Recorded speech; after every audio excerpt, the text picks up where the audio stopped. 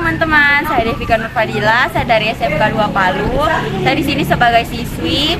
Di sekolah ini saya mengambil jurusan perkantoran. Sekarang saya berada di kelas 10, manajemen perkantoran dan layanan bisnis. Di sini saya akan menjelaskan pengertian teknologi perkantoran.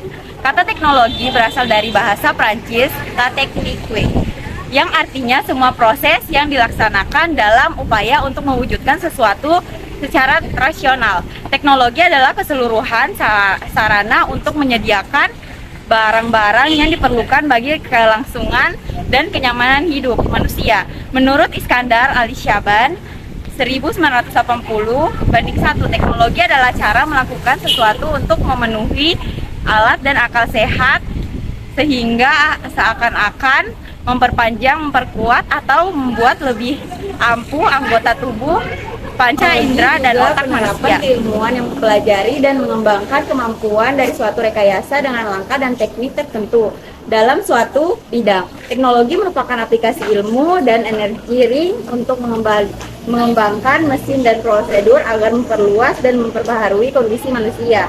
Paling tidak memperbaiki manusia beberapa aspek.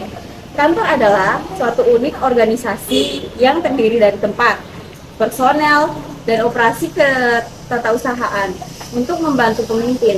Yang dimaksud tempat adalah ruangan, gedung, kompleks, serta perabot dan perlengkapannya, seperti mesin-mesin kantor dan perlengkapan lainnya yang mendukung aktivitas kerja. Perkenalkan, nama saya Muhammad Al-Fatih Ramadan. Saya ingin menjelaskan peranan teknologi informasi.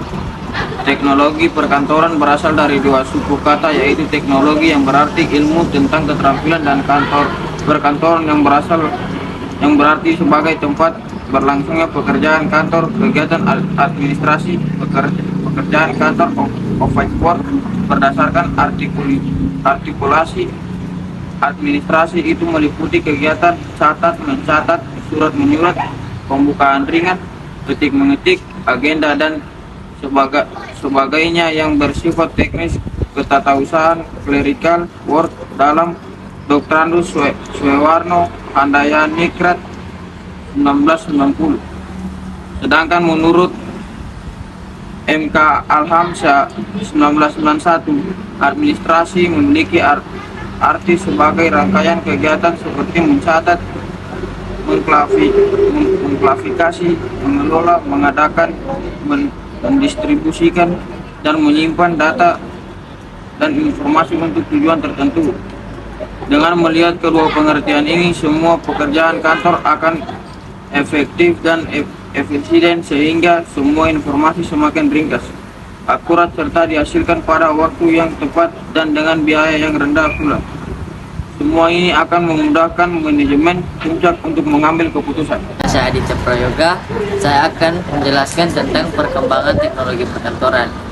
Di era globalisasi, kualitas dan profesionalisme menggunakan peralatan perkantoran merupakan aspek utama dan sebuah tuntunan yang tidak bisa ditawar-tawar ketika seorang melangkahkan kaki dalam melintas dunia pekerjaan. Butuh keterampilan dan selalu punya kemauan untuk meningkatkan pengetahuan dan keterampilan dalam mengoperasikan peralatan canggih sebagai alat bantu kerja. Sejalan dengan lajunya teknologi informasi saat ini, baik berdampak positif maupun negatif, tentunya kita tidak mungkin bisa mengelakkan perkembangan ilmu dan teknologi semakin pesat dan peralatan atau mesin. Perkenalkan, nama saya Ardina Radisti, saya Siti Rosita. Jadi kami akan menjelaskan dampak-dampak positif dan dampak negatif perkembangan tekper atau teknologi perkantoran. Ada beberapa dampak positif sebagai akibat terlalu pesatnya perkembangan teknologi perkantoran, dan tentu kita tidak dapat menggelaknya dengan penemuan-penemuan peralatan perkantoran yang semakin canggih. Perkembangan itu melaju ke arah efisiensi kerja dengan indikasi ditemukannya peralatan yang serba elektronik, multiguna, mudah mengoperasikannya, memerlukan tenaga listrik kecil, ukuran fisik semakin kecil, dan kecanggihan serta kemampuannya semakin tinggi. Dampak negatif: 1. Sulit mencari tenaga kerja dengan kemampuan keterampilan tertentu. 2. Menambahkan pengangguran, tenaga kerja yang dibutuhkan sedikit.